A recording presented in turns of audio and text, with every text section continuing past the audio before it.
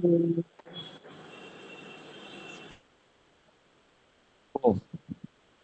इस समय में हम सत्यार्थ प्रकाश इस ग्रंथ का स्वाध्याय करते हैं।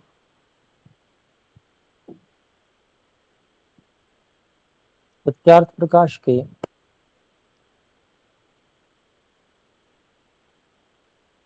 तृतीय समुल्लास को हम देख रहे हैं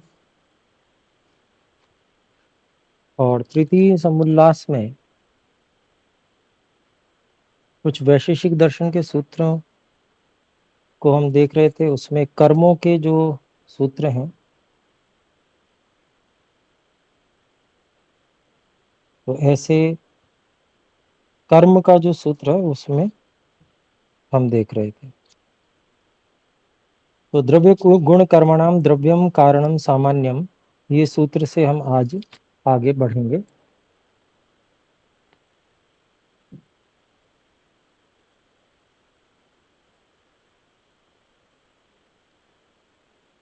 तो आरंभ करते हैं। द्रव्य गुण कर्मणाम द्रव्यम कारणम सामान्यम, जो कार्य द्रव्य गुण और कर्म का, जो कार्य द्रव्य गुण और कर्म का कारण द्रव्य है वह सामान्य द्रव्य है।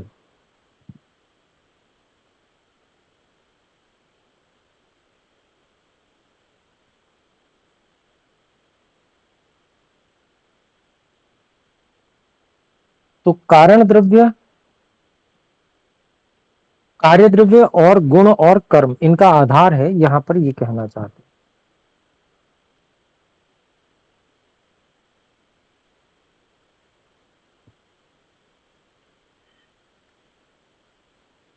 फिर आगे कहते हैं द्रव्याणाम द्रव्यम कार्यम सामान्यम,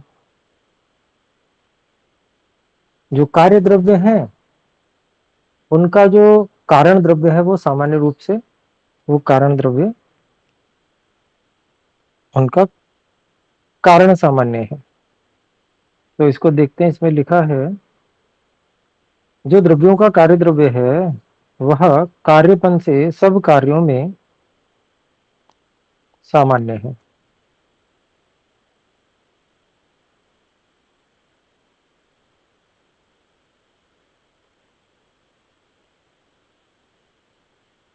द्रव्यानाम द्रव्यम कार्यम सामान्य, अर्थात द्रव्यों में जो कार्य द्रव्य, द्रव्यों का जो कार्य द्रव्य है वह कार्यपन से सब कार्यों में सामान्य है। अर्थात कार्यपन सभी जो कार्य द्रव्य हैं उनमें एक जैसा है, ये कहा जा रहा है। तो पहली वाली बात जो मैंने बताई थी वो नहीं अर्थ, ये अर्थ ठीक है। ये द्रव्याणाम द्रव्यम कार्य सामान्यम, अर्थात कार्य द्रव्यों में जो द्रव्यपन है, कार्य द्रव्यपन है, कार्य द्रव्यों में कार्य द्रव्य बहुत प्रकार के हो सकते हैं लेकिन उनमें जो कार्य द्रव्य होना है, कार्य द्रव्यपन है वो एक समान है, वो सभी कार्य तो है ही, ये यहाँ कहना चाहते हैं। फिर है द्रव्यत्वम गुणत्वम कर्मत्वम च सामान्य सामान्यानि विशेषाश्च।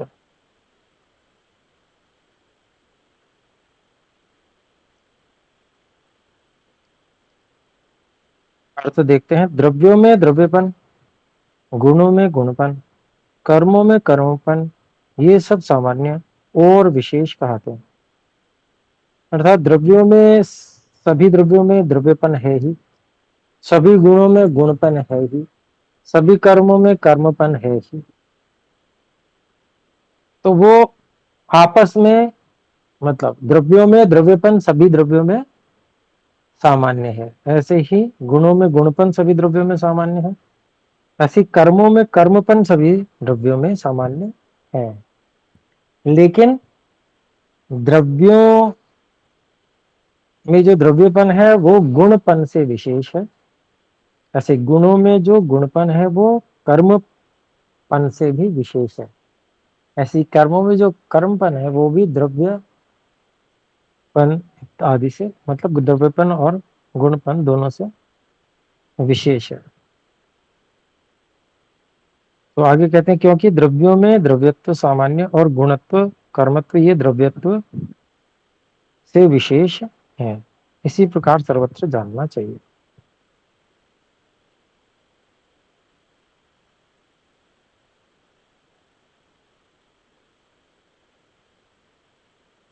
तो ये सब चीजें, ये समझ विकसित होने से क्या काम आता है, ये किसमें क्या समानता है, इसमें क्या चीज सामान्य है, क्या विशेष है, ये विवेचन करने में आसानी हो जाती है।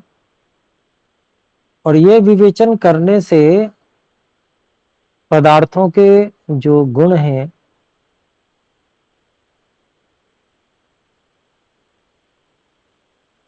उनमें आवश्यकता अनुसार समान से समान का परिवर्तन किया जा सकता है। ऐसी और भी अनेक प्रयोजन सिद्ध हो सकते हैं जो अभी सीधे सीधे सामने समझ में ना आवे, परंतु समय पड़ने पर वो हम किन्हीं से सिद्ध कर सकेंगे।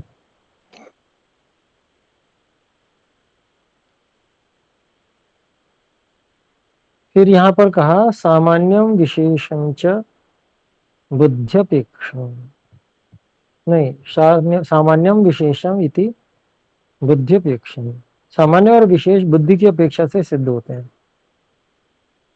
वही वस्तु किसी की अपेक्षा से सामान्य हो सकती है, दूसरी वस्तु की अपेक्षा से वो विशेष भी हो सकती है, तो ये आपेक्षिक है। जैसे मनुष्य व्यक्तियों में मनुष्यत्व सामान्य और पशुत्व आदि से विशेष तथा स्त्री और पुरुषत्व में स्त्रीत्व और पुरुषत्व इनमें ब्राह्मणत्व क्षत्रियत्व वैश्यत्व शूद्रत्व भी विशेष है। ब्राह्मण व्यक्तियों में ब्राह्मणत्व सामान्य और क्षत्रिय आदि से विशेष है, इसी प्रकार सर्वत्र जात है।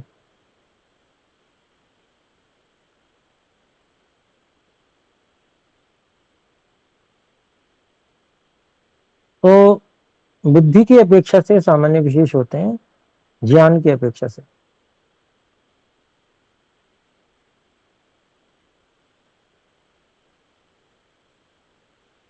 आगे देखते हैं, इह इदम इति यतः कार्य कारणयोः स समवायः।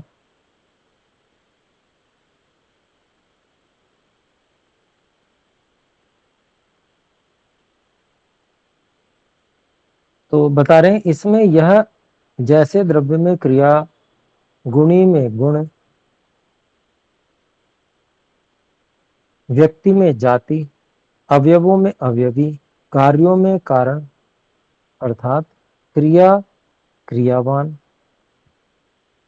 गुण गुणी, जाति व्यक्ति, कार्य कारण, अवयव अवयवी, इनका नित्य संबंध होने से समवाय कहता है।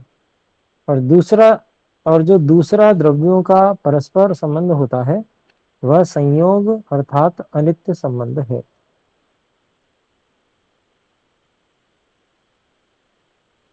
तो जिन जिन में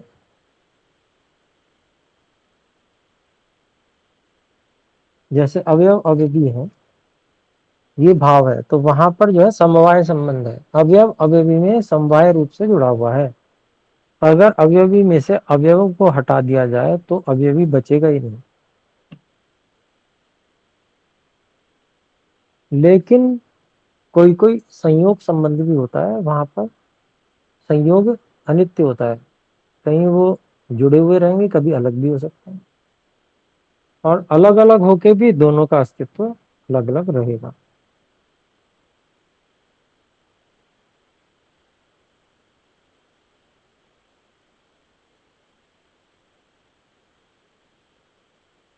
और जो दूसरा द्रव्यों का परस्पर संबंध होता है वह संयोग अर्थात अनित्य संबंध है। तो एक तो समवाय संबंध है और एक संयोग संबंध है, अनित्य संबंध है। फिर है अगला सूत्र, द्रव्य गुणयोः सजातीयारंभकत्वम् साधर्म्यम्।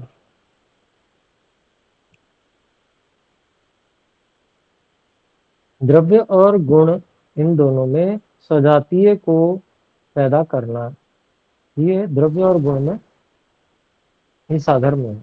एक समानता है। तो इसको हिंदी में बता रहे हैं, जो द्रव्य और गुण का समान जातीय का कार्य का आरंभ होना है उसको साधर्म्य कहते हैं। जैसे पृथ्वी में जड़त्व धर्म और घटादि कार्यों में घटादि कार्योत्पादकत्व, पृथ्वी में जड़त्व भी है और घटादि कार्यों का उत्पादन करना की सामर्थ्य भी है, ये ससदृश धर्म है। वैसे ही जल में भी जड़त्व और हिम आदि ससदृश कार्य का आरंभ बनना पृथ्वी के साथ जल का और जल के साथ पृथ्वी का तुल्य धर्म है। तो जैसे पृथ्वी जड़ है और अपने जैसे कार्यों को भी बनाती है, उत्पन्न करने की क्षमता है, वैसे ही जल में भी जड़त्व भी है और अपने जैसे कार्यों को उत्पन्न भी कर सकता है। तो ऐसा ये पृथ्वी और जल का तुल्य धर्म हो गया। फिर आगे कहते हैं, अर्थात द्रव्य गुण योह विजातीय आरंभकत्वम वैधर्म्यम, द्रव्य और गुण इन दोनों में विजातीय को उत्पन्न करना ये वैधर्म्य है। द्रव्य जो है अपने सजातीय को उत्पन्न करता है, गुण अपने विजातीय को भी उत्पन्न करता है। जैसे संयोग से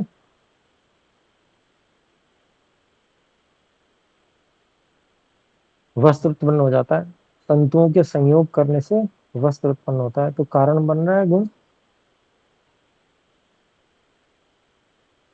लेकिन द्रव्य के साथ ऐसा नहीं है, द्रव्य अपने सजातीय को उत्पन्न करता है।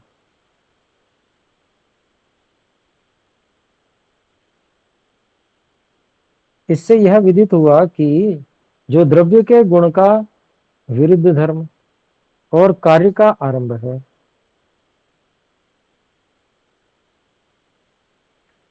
उसको वैधर्म्य कहते हैं। जैसे पृथ्वी में कठिनत्व, शुष्कत्व और गंधत्वत्व धर्म जल से विरुद्ध और जल का द्रवत्व, कोमलता और रस गुण युक्तता पृथ्वी से विरुद्ध है।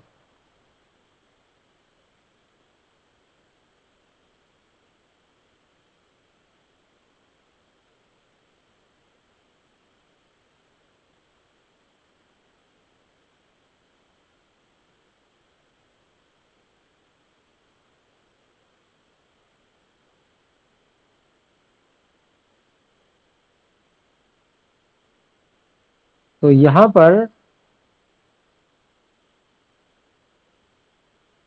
द्रव्यों के परस्पर जो गुणों में वैधर्म्य है वो दिखाया गया।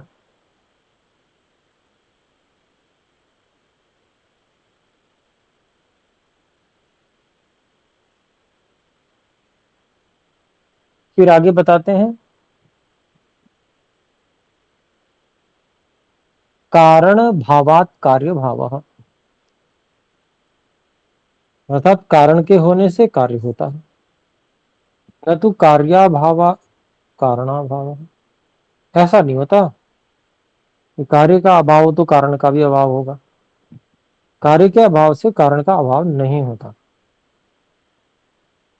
कारण तो रहेगा ही। फिर कहते हैं कारणा अभावात कार्य अभाव, कारण का अभाव होने से कार्य का भी अभाव हो जाता है। कारण हटा दिया जाए तो कार्य भी हट जाएगा, और कारण के न होने से कार्य कभी नहीं होता। ये कुछ ऐसे नियम हैं वैशेषिक दर्शन के जिनको समझने से व्यक्ति विवेचन में बहुत अधिक सामर्थ्यवान बन जाता है। समाधिस्थ होकर जब विवेचन करता है भौतिक वस्तुओं की अथवा सूक्ष्म वस्तुओं की, तो उसमें ये सब नियम बहुत सहायता करते हैं। फिर आगे बताया जा रहा है, कारण गुण पूर्वक कार्य गुण दृष्ट, जैसे कारण में गुण होते हैं वैसे ही कार्य में होते हैं। फिर आगे बताया, परिणाम दो प्रकार का होता है, नहीं परिमाण, क्षमा करें, परिमाण दो प्रकार का है। परिमाण अर्थात नाप, मापना किसी चीज को। तो कह रहे हैं अणु महदिति तस्मिन् विशेषाभावाच्च।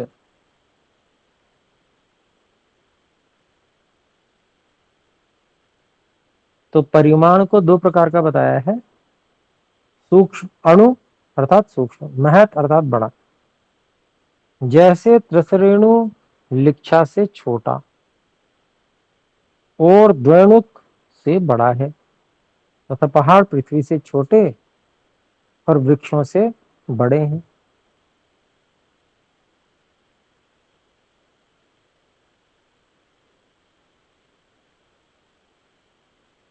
तो इस प्रकार से अणु और महत परिमाण की बात बताई, दो प्रकार के परिमाण। तो ये भी तुलना से होंगे, कोई चीज किसी की अपेक्षा से अणु होगी, कोई चीज किसी की अपेक्षा से महत होगी।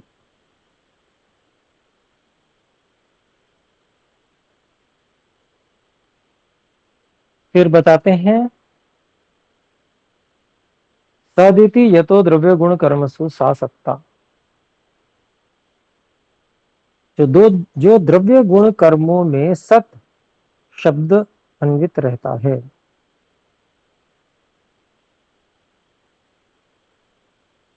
अर्थात सद अर्थात द्रव्यम,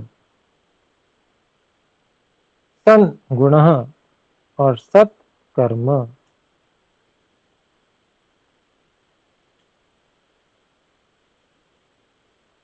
तो सत द्रव्य, सत गुण, सत कर्म अर्थात वर्तमान कालवाची शब्द का अन्वय सबके साथ रहता है। तो सत क्या है? वो वर्तमानवाची, वर्तमान कालवाची है।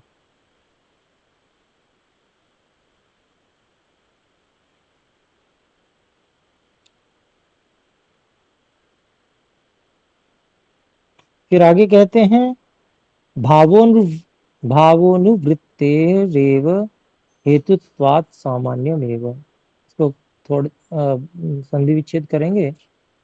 भावः अनुवृत्तेः एव हेतुत्वात् सामान्यम एव। अभिप्राय लिखा है जो सबके साथ अनुवर्तमान होने से सत्ता रूप भाव है, सो महासामान्य कहता है। अर्थात जो भी सत्तात्मक वस्तुएं हैं सब में एक समान रूप से रहता है, वो महासामान्य कहते हैं। सत्ता जो है, जो वस्तुएं हैं उनकी सत्ता है। आगे देखते हैं, यह क्रम भाव रूप द्रव्यों का है और जो अभाव है वे पांच प्रकार का, वे वह पांच प्रकार का अभाव होता है। तो आगे कहते हैं क्रिया गुण व्यपदेशा भावात प्रागसत।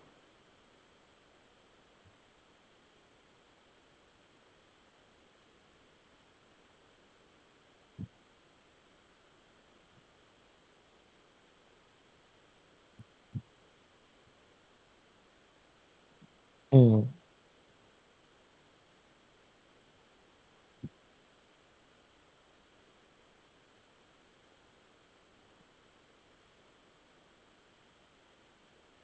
तो क्रिया और गुण के विशेष निमित्त के अभाव से,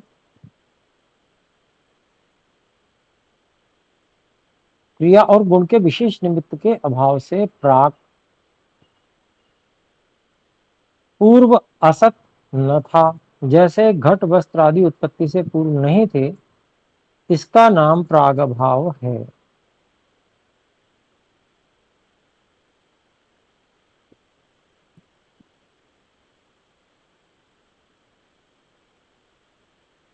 तो निर्माण से पहले नहीं थे, लेकिन कहीं नहीं थे ऐसा नहीं कहा जा सकता, कारण रूप में विद्यमान थे।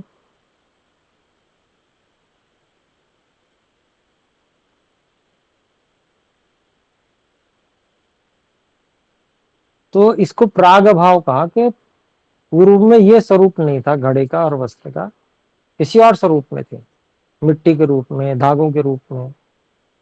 फिर आगे कहते हैं सद असत, जो होके न रहे, जैसे घट घड़ा उत्पन्न होके नष्ट हो जाए, इसको प्रध्वंसा भाव भी कहते हैं।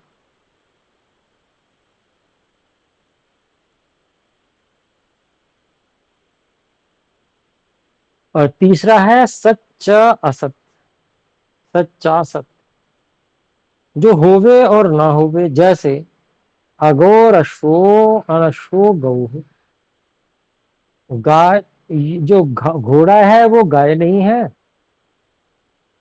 और जो गाय है वो घोड़ा नहीं है। अर्थात घोड़े में गाय का और गाय में घोड़े का अभाव है, और गाय में गाय, घोड़े में घोड़े का भाव है।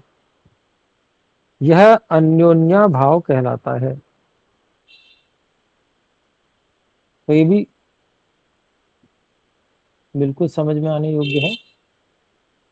घोड़े का भाव गाय में हो ही नहीं सकता, और गाय का भाव घोड़े में नहीं हो सकता। दोनों बिल्कुल अलग अलग वस्तु हैं। इसीलिए जो होवे और ना होवे, होके भी ना होवे, ऐसी स्थिति बना दी।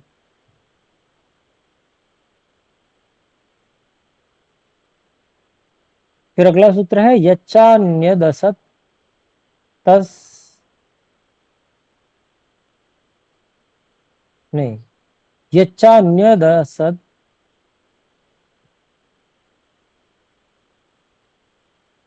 अतः तदसत।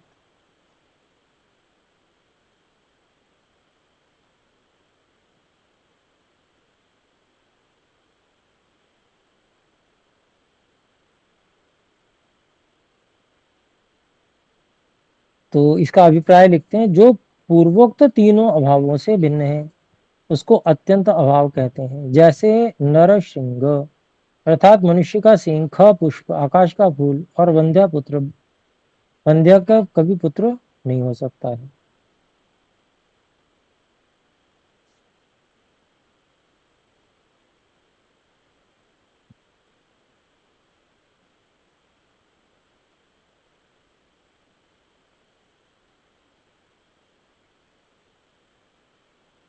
तो ये अत्यंत अभाव हो गया। फिर पांचवा है नास्ति घटो गेहे इति सतो घटस्य गेहे संसर्ग प्रतिबंध। घर में घड़ा नहीं है, अर्थात अन्यत्र है, घर के साथ घड़े का संबंध नहीं है,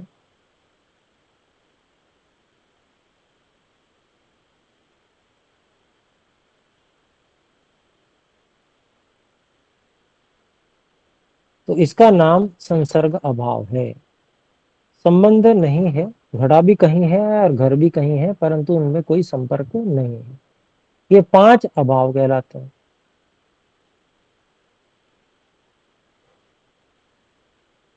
फिर अविद्या कैसे होती है उसके बारे में बताया गया है। इंद्रिय दोषात संस्कार दोषाच अविद्या, इंद्रियों और संस्कार के दोष से अविद्या उत्पन्न होती है। अविद्या कैसे होती है, कोई ये पूछता है तो उसका उत्तर ये सूत्र है, इंद्रिय दोषात संस्कार दोषाच अविद्या।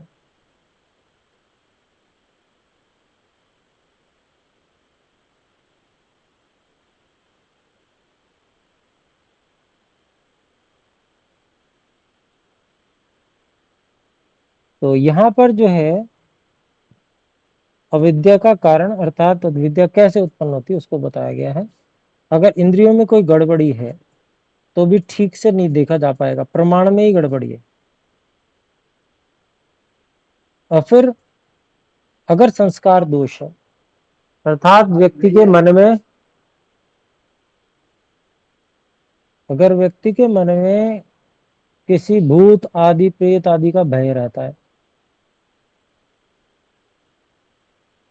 तो पहले से उसको ऐसा ही बताया गया है, तो वो व्यक्ति डरा डरा रहेगा।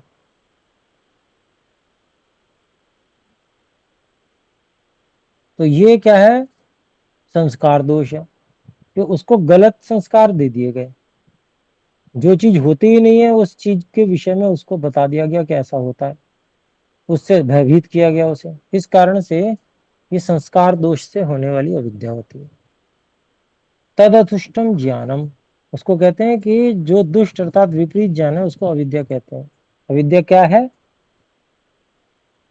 तद दुष्ट ज्ञानम, वह जो गलत विपरीत ज्ञान है उसको विद्या कहते हैं।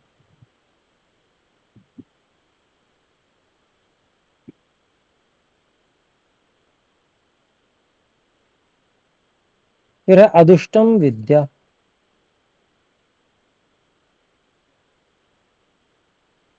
तो जो अदुष्ट अर्थात यथार्थ ज्ञान है, खराब नहीं है, उसको विद्या कहते हैं।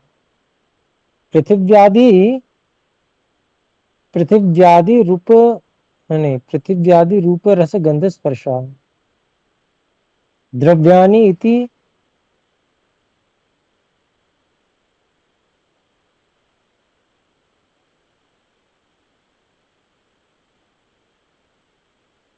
द्रव्या नित्य। अच्छा ठीक है, इसको हम दोबारा पढ़ लेते हैं। पृथिव्यादि रूप रस गंध स्पर्शः द्रव्या नित्यत्वाद अनित्याश्च। तो इसमें और एक और सूत्र है, एतेन नित्येषु नित्यत्वम उत्तम।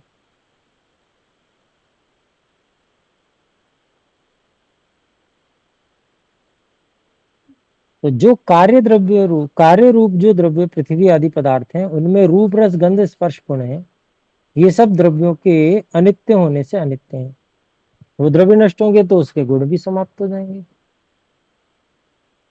और जो इससे कारण रूप पृथ्वी आदि नित्य द्रव्यों में गंधादि गुण है, वे नित्य हैं।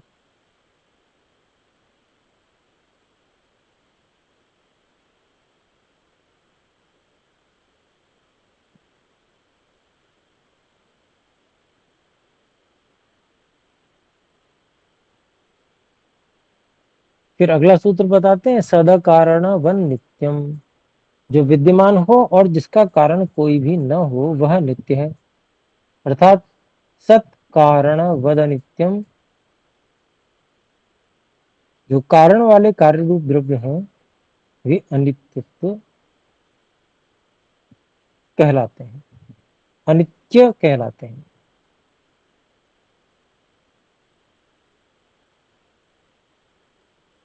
तो आज इतना ही रखते हैं।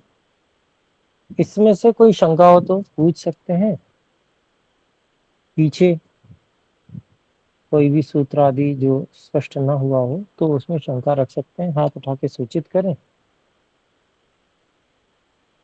प्रयास किया जाएगा कि आपको स्पष्ट किया जा सके। कोई विषय ऐसा हो जो समझ में न आया हो, और आप जो है स्वयं भी स्वाध्याय करें।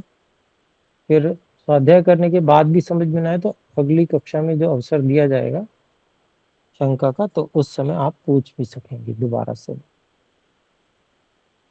तो मैं समझता हूँ अभी कोई शंका नहीं है, सभी को सभी बातें समझ में भी आई हैं। तो ठीक है, अभी इसको यहीं विराम करते हैं।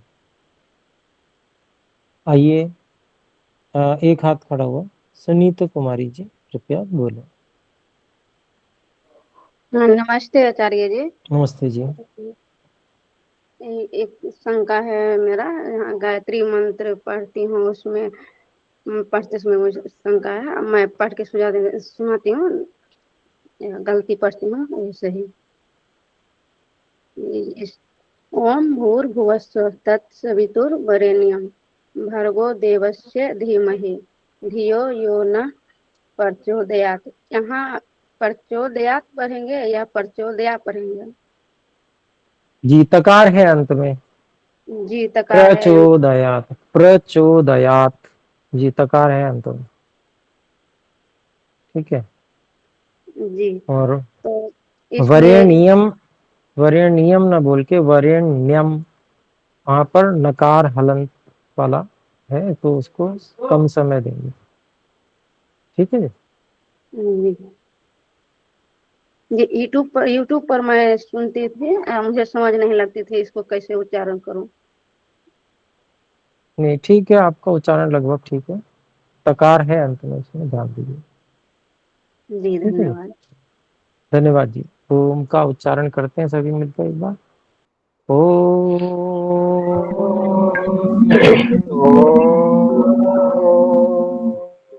सभी को सादर नमस्ते सादर जी। नमस्ते।